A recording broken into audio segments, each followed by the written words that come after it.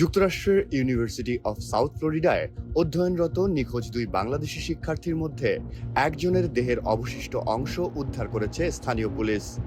এ ঘটনায় তার রুমমেটকে সন্দেহভাজন হিসেবে গ্রেফতার করা হয়েছে। যুক্তরাষ্ট্রের গণমাধ্যম WFTS টাম্পা বে 28 নিউজ চ্যানেলের তথ্য অনুযায়ী ইউনিভার্সিটি অফ সাউথ ফ্লোরিডার শিক্ষার্থী লিমন ভূগোল, পরিবেশ বিজ্ঞান ও নীতিমালা বিষয়ে পিএইচডি করছিলেন। গত 16 এপ্রিলের পর থেকে তিনি নিখোঁজ ছিলেন।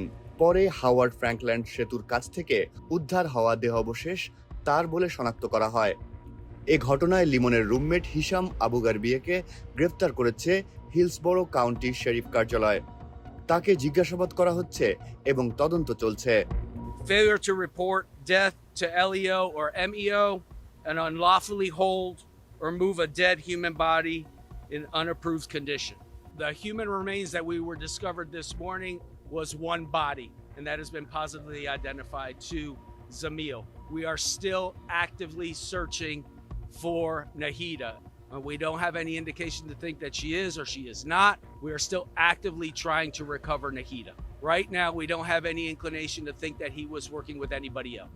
So the suspect, Hisham, was a roommate of Zamil. So that is where the connection lies. Nahida did not live on that property. Nahida lived on USF campus. So the connection is that the suspect, Hisham, and Zamil were roommates. অন্যদিকে একই বিশ্ববিদ্যালয়ের রাসায়নিক প্রকৌশলের শিক্ষার্থী Nahida S বৃষ্টি এখনও নিখোঁজ রয়েছেন। তার সন্ধানে অভিযান চালাচ্ছে পুলিশ। সর্বশেষ তাকে 16 এপ্রিল সকাল 10টার দিকে বিশ্ববিদ্যালয় ক্যাম্পাসে দেখা যায়। তবে 25 এপ্রিল সকালে বৃষ্টির ভাইয়ের এক ফেসবুক পোস্টে তার মৃত্যুর দাবি করা হয়। বাংলাদেশ দূতাবাস জানিয়েছে তারা এ বিষয়ে যুক্তরাষ্ট্রের স্টেট ডিপার্টমেন্ট ও FBI এর সঙ্গে নিয়মিত যোগাযোগ রাখছে।